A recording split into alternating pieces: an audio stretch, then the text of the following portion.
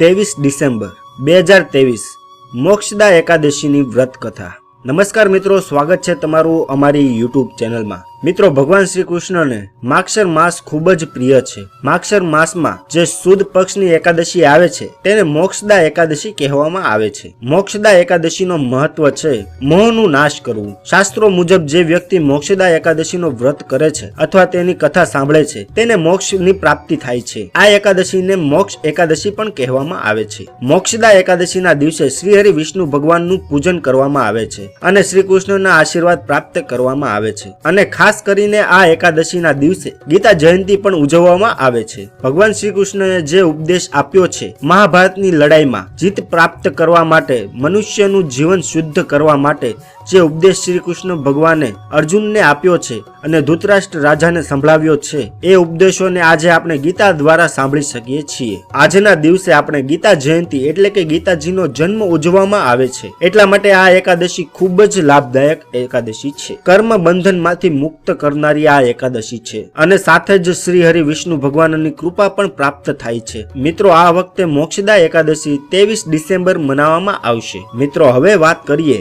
મોક્ષદા એકાદશીની વ્રત કથા વિશે। ભગવાન શ્રી કૃષ્ણને અર્જુન એક વખત કહે છે, હે પ્રભુ, તમે ત્રણેય લોકના સ્વામી છો, બધાને સુખ આપનારા છો અને જગતના પિતૃ પણ છો, તેથી હું તમને નમસ્કાર કરું છું। હે પ્રભુ, તમે આ બધાનું જ કલ્યાણ કરો છો, બધાનું હિતનું વિચારો છો। કૃપા કરીને મારા એક પ્રશ્નનો હલ આપો। માગશર માસના શુક્લ પક્ષની એકાદશીનું નામ શું છે? આ દિવસે કયા દેવની પૂજા કરવી જોઈએ અને તેની વિધિ શું છે તે કૃપા કરીને મને જણાવો। આવું સાંભળીને ભગવાન શ્રી કૃષ્ણ અર્જુનને કહે છે, હે પાર્થ, તમે મને અત્યંત ઉત્તમ પ્રશ્ન કર્યો છે। તમે હવે ધ્યાનપૂર્વક સાંભળજો। માગશર માસના શુક્લ પક્ષની એકાદશી અનેક પાપોને નષ્ટ કરનાર છે, જેને આપણે મોક્ષદા એકાદશી કહીએ છીએ। આ દિવસે શ્રી દામોદર ભગવાનની પૂજા ધૂપબત્તી આદિથી ભક્તિપૂર્વક કરવી જોઈએ। હે અર્જુન, હવે હું તમને પુરાણ કથા પણ સંભળાવું છું, તે તમે આનંદથી સાંભળજો। આ એકાદશીના પુણ્ય પ્રભાવથી નરકમાં ગયેલા માતા પિતા, પુત્ર, સંતાન આદિ સ્વર્ગની પ્રાપ્તિ કરી શકે છે માત્ર આની કથા સાંભળીને। આમ કહીને ભગવાન શ્રી કૃષ્ણ કથા સંભળાવે છે। પ્રાચીન ગોકુળ નગરમાં વેખાનસ નામના એક રાજા રાજ્ય કરતા હતા। તેના રાજ્યમાં ચારેય વેદના જ્ઞાની બ્રાહ્મણ રહેતા હતા। બ્રાહ્મણોની સામે તેના સપનામાં આવેલી બધી જ વાત રાજાએ તે બ્રાહ્મણોને સંભળાવી અને રાજાએ બ્રાહ્મણોને કહ્યું, રાત્રિના આ સ્વપ્નમાં મેં મારા પિતાને નરકમાં પડેલા જોયા અને એમને મને કહ્યું, એ પુત્ર, હું અહીં નરક ભોગવી રહ્યો છું, અહીંયાથી મારી મુક્તિ કરાવો। જ્યારથી મેં એમના આ વચનો સાંભળ્યા છે ત્યારથી મને કોઈ પણ જગ્યાએ ચેન આવતો નથી। મને હવે રાજ, સુખ, ઐશ્વર્ય, હાથી, ઘોડા, ધન, સ્ત્રી, સંતાન આદિ કશુંનું પણ સુખ પ્રતીક નથી થતું। હવે હું શું કરું? ક્યાં જાઓ? આ દુઃખનું કારણ મારે કઈ રીતના શોધવું? બ્રાહ્મણો, તમે મને કોઈ પણ પ્રકારનો તપ, દાન, વ્રત આદિ બતાવો જેનાથી મારા પિતાને નરકમાંથી મુક્તિ પ્રાપ્ત થાય। રાજાના આવા વચનો સાંભળીને બ્રાહ્મણ કહે છે, હે રાજન, અહીંયા નજીકમાં જ વર્તમાન, ભૂત, ભવિષ્યના જ્ઞાતા એક પર્વત નામના મુનિ છે। તમે આ બધી વાતો તેમને જઈને કહો, તે તમને આની વિધિ જરૂરથી જણાવશે। બ્રાહ્મણોના આવા વચનો સાંભળીને રાજા મુનિના આશ્રમમાં ગયા। તે આશ્રમમાં અનેક યોગી મુનિ તપસ્યાઓ કરતા હતા। એ સમયે ચાર વેદના જ્ઞાતા પર્વત મુનિ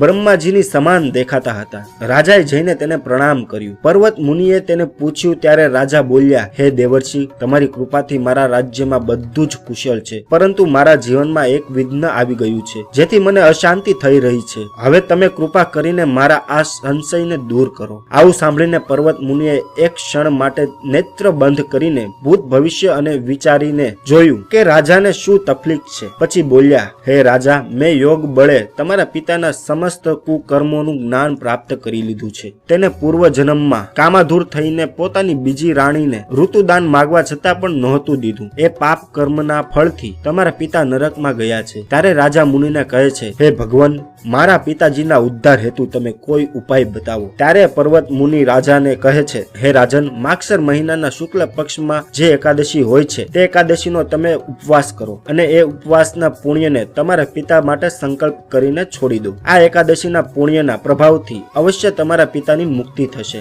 મુનિના વચનો સાંભળીને રાજાએ પોતાના રાજ્યમાં આવીને કુટુંબ સહિત માગશર માસના સુદ પક્ષની મોક્ષદા એકાદશીનો ઉપવાસ કર્યો. આ ઉપવાસનું પુણ્ય રાજાએ પોતાના પિતાને સમર્પણ કર્યું. તેના પુણ્યના પ્રભાવે રાજાના પિતાને મુક્તિ મળી અને તે સ્વર્ગમાં જતા જતા પોતાનું પુત્રને કહ્યું, હે પુત્ર, તારું કલ્યાણ થાય. ભગવાન શ્રી કૃષ્ણ અર્જુનને કહે છે, હે પાર્થ, આ પ્રમાણે જે મનુષ્ય મોક્ષદા એકાદશીનું વ્રત કરે છે તે સર્વ પાપોમાંથી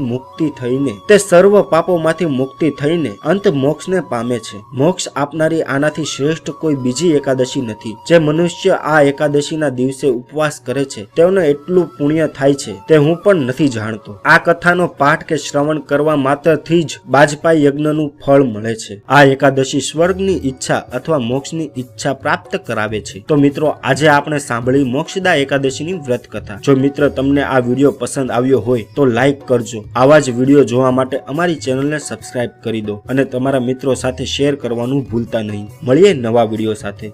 જય માતાજી. હર હર મહાદેવ.